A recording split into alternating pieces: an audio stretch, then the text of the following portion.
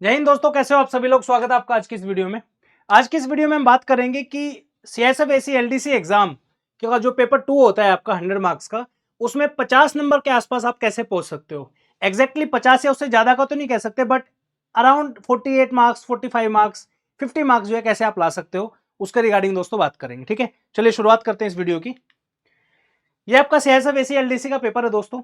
2024 का मैंने लिया है क्योंकि 25 का पेपर अभी हुआ नहीं है, तो वो हमारे पास नहीं है। ठीक है, तो इस एग्जाम में जो आपका टोटल 2 घंटे का आपको टाइम मिलता है पूरा पेपर लिखने के लिए।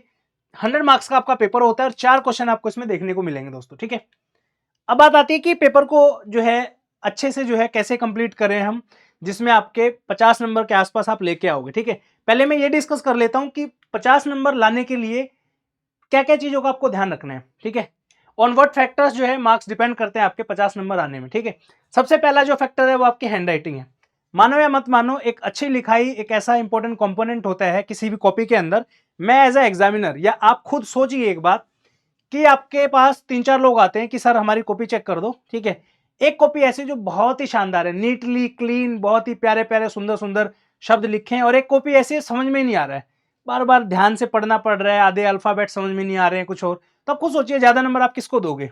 उसको तो नहीं दोगे जिसकी राइटिंग खराब है, उसी को दोगे ना जिसने सुंदर सुंदर लिखा है, अच्छे प्रॉपर फॉर्मेट में लिखा है, सब कुछ है। ठीक है, वो बोलते हैं ना कि थोड़ा सा आदमी के अंदर क्वालिटी होती है तो हम एज्यूम कर लेते हैं कि इसके अंदर ये भी क्वालिटी और होगी। ठीक है, वो यहीं पे सेम लागू होती है। अगर आपकी हैंड राइटिंग अच्छी है तो एग्जामिनर ये सोचता है कि यार इस बच्चे का कंटेंट भी कहीं ना कहीं अच्छा हो सकता है। ठीक है, और अगर आपने कहीं ना कहीं थोड़ा बहुत भी दिखा दिया, कंटेंट में कोई चीज हाईलाइट होगी कि यार ये इस बच्चे का कंटेंट अच्छा है, तो बिलीव मी 50 नंबर लाने से आपको कोई नहीं रोक सकता। ठीक है, सबसे इंपॉर्टेंट फैक्टर है आपकी हैंड राइटिंग। ठीक है, अच्छी हैंड राइटिंग होगी तो अच्छे मार्क्स मिलने के ज्यादा चांसेस हैं, और कंटेंट भी जो है आपका अच्छा अगर होगा तो डेफिनेटली आपको 50 से उससे ज्यादा नंबर मिलेंगे।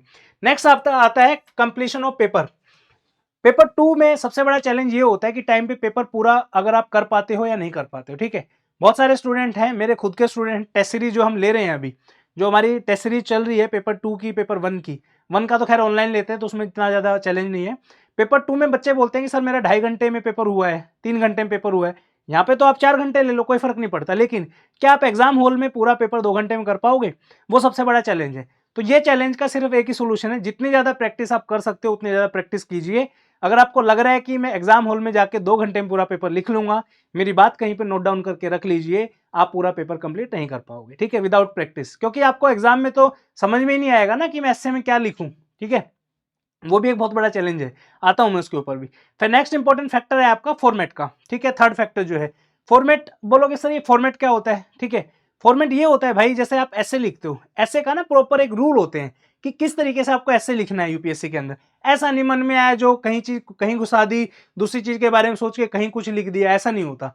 प्रॉपर आपको इंट्रोडक्शन में क्या लिखना है, कैसा इंट्रोडक्शन होना चाहिए, एग्जाम्पल देना है, एनेक्डोट देना है, कोई फैक्टर लिखना है, कोई फैक्ट लिखना है, कोई उसकी रिपोर्ट लिखनी है ऑर्गेनाइजेशन की। बहुत इंपॉर्टेंट चीजें होती हैं, जितना ज्यादा आप इन चीजों के ऊपर ध्यान दोगे उतने ज्यादा चांसेस है कि आपके मार्क्स जो हैं वो अच्छे आएंगे दोस्तों। ठीक है, नेक्स्ट आता है आपका प्रेसे। प्रेसे में बहुत लोगों को देखा है मैंने, पैराग्राफ पढ़ा, जो मन में आए 2 लाइन ऊपर की उठा ली, 2 बीच की उठा ली, 2 नीचे की उठा ली, कर दिया पूरा, 0 नंबर, शून्य, 0 नंबर मिलेंगे आपको। रीजन मीन, प्रेसे का मतलब ऐसा नहीं होता कि 2 लाइन ऊपर की उठाई, 2 नीचे की उठाई, 2 नीचे उससे नीचे की उठा ली, ऐसा नहीं। अगर ऐसा आप कर रहे हो और अगर आपको लगता है कि सेम आप एग्जाम हॉल में कर दोगे जाके और आपको नंबर मिल जाएंगे, 0 दोस्तों, you are going in the wrong direction. ठीक है, प्रॉपर रूल्स होते हैं कैसे उसको फिल्टर करना है, कंटेंट को कौन सी चीजें उसमें डालने हैं, क्या उसका जो है डायरेक्शन होना चाहिए लिखने का, हर एक चीज के रूल है।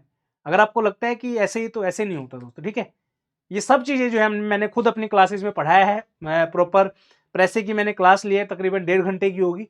ठीक है, उसके बाद कॉम्प्रीहेंशन के भी सेम रूल होते हैं। कॉम्प्रीहेंशन में जो है सबसे बड़ा जो टेंशन होती है या सबसे बड़ा जो इशू आता है वो आता है कि यार 2 कॉम्प्रीहेंशन लिखने हैं आपको और टाइम कम है, तो कैसे जो है टाइम को सेव किया जाए, ये भी जो है मैंने अपनी क्लासेस के अंदर डिस्कस किया है। नेक्स्ट इंपॉर्टेंट जो फैक्टर आता है वो आता है आपका कंटेंट की क्वालिटी। ठीक है, कंटेंट की क्वालिटी माने ऐसे है, लिखने को तो रैंडमली कोई भी बच्चा 4-5 पेज भराएगा, लेकिन क्या 4-5 पेजेस में एग्जामिनर ने जो क्वेश्चन पूछा है क्या आप वो रिक्वायरमेंट फुलफिल कर पा रहे हो?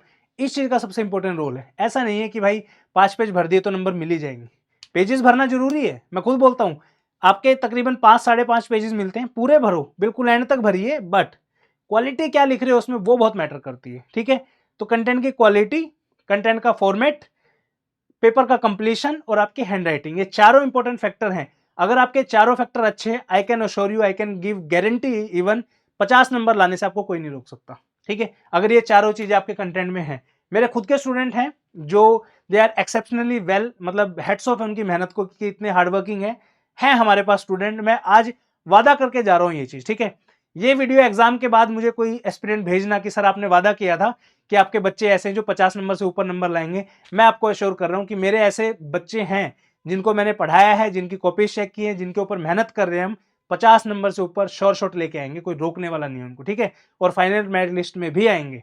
ठीक है ना, तो इसलिए मैं कहता हूं मेहनत करो, अच्छे से करो, अपनी कमियों को सुधारो। सामने से एग्जामिनर क्या कर सकता है यार, मैं मैक्सिमम क्या कर सकता हूं, आपको ट्रिक बता सकता हूं, पेपर 2 कंप्लीट कैसे करना है, फॉर्मेट सिखा सकता हूं, कंटेंट की क्वालिटी आपकी इंप्रूव करा सकता हूं।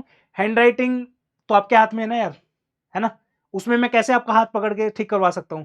हैंड राइटिंग तो आपको इंप्रूव करने की जरूरत पड़ेगी। मैं तो बता सकता हूं आपको बार बार कि बेटा हैंड राइटिंग इंप्रूव करो, पुअर है, कंटेंट की क्वालिटी इंप्रूव करो, सेंटेंस फॉर्मेशन इंप्रूव करो। आधे से ज्यादा बच्चे ऐसे इनको लिखना ही नहीं आता, एक सेंटेंस दे दूंगा उसको अच्छे से ग्रामेटिकली लिख ही नहीं पाते हैं। उसके ऊपर भी आपको काम करने की आवश्यकता है। ठीक है, वापस आते हैं ऐसे के ऊपर दोस्तों, थोड़ा सा डिस्कस कर लेते हैं। ठीक है, मैंने जो ज्यादातर कमियां देखी हैं बच्चों के अंदर वो ये है कि भाई ऐसे की जब भी बात आती है, ठीक है, आप ना 5 मिनट ले लो। ऐसा नहीं होना चाहिए कि अच्छा आर्टिफिशियल इंटेलिजेंस हो गए शुरू इसको लिखने, नहीं, ये मिस्टेक प्लीज मत करिए। पहले ना सारे टॉपिक को पढ़ो, आर्टिफिशियल इंटेलिजेंस अ ब्लेसिंग और कर्स, क्योंकि मैं मानता हूं 5 मिनट अगर आप यहां पे दे दोगे ना तो आपके जो 35 मिनट लिखने वाले हैं वहां से 5 मिनट बचा लोगे। ठीक है, अगर आप रैंडमली लिखना शुरू कर दिया फंस जाओगे भाई। 2-3 पेज लिखने के बाद लगेगा कि यार मैंने क्या लिख दिया, और 2-3 पेज लिखने के बाद जब आप कटिंग करोगे तो कोई सोल्यूशन नहीं है। प्लीज ऐसे अटेम्प्ट करने से पहले मेक श्योर करें कि कौन सा ऐसे आपको करना है, क्या उसके बारे में आपको सब कुछ आता है, क्या आप कंप्लीट उस ऐसे को लिख सकते हो 5 पेजेस के अंदर। Please don't be in rush. ठीक है, तो पहला टॉपिक पढ़ा आर्टिफिशियल इंटेलिजेंस, अ ब्लेसिंग और a curse, use of technology in prevention of crime, prospect of eco terrorism, future of India as a global power, can there be rights without duties. ठीक है, तो proper पढ़ा। पहले सोचो कि artificial intelligence के बारे में आप क्या जानते हो। अब ऐसा हो सकता है कि आपने जो टॉपिक्स पढ़े हैं, प्रैक्टिस किए, क्या पता वही एग्जाम में आए हों। ठीक है, जैसा कि लास्ट ईयर हमने जो एक्सपेक्टेड टॉपिक्स की लिस्ट है, मैं कोई झूठ नहीं बोलता इस चीज में, जाके आप चेक करो, मैंने एक्सपेक्टेड ऐसे लिस्ट जो है लास्ट ईयर डाली थी। आई थिंक 7वें 8वें नंबर पे बोला था कि आर्टिफिशियल इंटेलिजेंस के ऊपर आपका ऐसे आएगा, सबसे पहला ऐसे वही है। ठीक है, जाके चेक कर सकते हो, आप कोई इसमें झूठ वाली बात नहीं है। ठीक है ना, तो हो सकता है आपका ने जो चीज पढ़ी हो, प्रैक्टिस की हो, वही सेम आ जाए आपके एग्जाम में, इजंट इट। तो पहले देखो कि आर्टिफिशियल इंटेलिजेंस के बारे में आप क्या जानते हो। ठीक है, किसने एआई की शुरुआत की, आर्टिफिशियल इंटेलिजेंस का क्या डाटा है आपके पास, क्या उसके एडवांटेजेस हैं, क्या उसके डिसएडवांटेजेस है, गवर्नमेंट इसको कैसे लेके चल रही है, इंडिविजुअल के लिए क्या बेनिफिट है, सोसाइटी के लिए क्या बेनिफिट है, नुकसान क्या क्या है, एजुकेशन में कैसे एआई को यूज कर सकते हैं, एग्रीकल्चर में कैसे यूज कर सकते हैं। ठीक है, उसके बाद आपका डिफेंस में कैसे यूज कर सकते हैं। तो ये सब चीजें ना आपके दिमाग में होनी चाहिए। अगर ये सब चीजें हैं, सिर्फ फिर एक ही काम करना है, स्ट्रक्चर। ठीक है, स्ट्रक्चर यानी कि अगर मैंने चूज किया कि यार मैं तो एआई के ऊपर ऐसे लिखूंगा, सारी चीजें आपके दिमाग में आ गई, स्ट्रक्चर कर लो कि भाई इंट्रोडक्शन में, ऐसा नहीं कि पूरा लिखने बैठोगे, उसके शॉर्ट ट्रिक्स होते हैं, वो भी मैंने बताया क्लासेस में। एआई का आपने डिसाइड किया कि यार इंट्रोडक्शन में मैं ये चीज लिखूंगा, शॉर्टकट में 2-3 पॉइंट लिख लो उसके, राइट। उसके बाद अगर आपको ऐसा चाहिए ना कि सर आप एक क्लास ऐसी ले दो कि एक टॉपिक को एक्सप्लेन कर दो पूरा का पूरा, कि मैं इसको कैसे स्ट्रक्चर कर सकता हूँ, प्लीज मुझे बताओ, कमेंट में लिखो स्ट्रक्चर, मैं डेफिनेटली एक वीडियो बना दूंगा आपके लिए, कोई इशू नहीं है। ठीक है, स्ट्रक्चर में लिखा इंट्रोडक्शन में ये लाइन डालूंगा, पहले पैराग्राफ में फलानी चीज के बारे में बात करूंगा, दूसरी में जो है उसके इंपैक्ट क्या क्या पड़ेंगे, एग्रीकल्चर पे क्या इंपैक्ट होगा एआई का, एजुकेशन में क्या होगा, सोसाइटी में क्या होगा। ठीक है, उसके बाद नुकसान क्या क्या है एआई के, उसके बारे में बात करूंगा, लास्ट में कंक्लूजन दूंगा कि एआई को हम कैसे बेटर तरीके से यूज कर सकते हैं, राइट। इस तरीके से आप इसको लिख सकते हो। अगर ऐसे लिखोगे हैंड राइटिंग भी बढ़िया आएगी, क्यों, सब चीजें स्ट्रक्चर्ड है, कोई जल्दीबाजी नहीं है। अच्छा कंटेंट लिखोगे, फॉर्मेट अच्छा लिखोगे, अपने आप ही नंबर बढ़ जाएंगे आपके। ठीक है, इस तरीके से चीज़ों को यूटिलाइज करना है, अच्छे तरीके से करना है।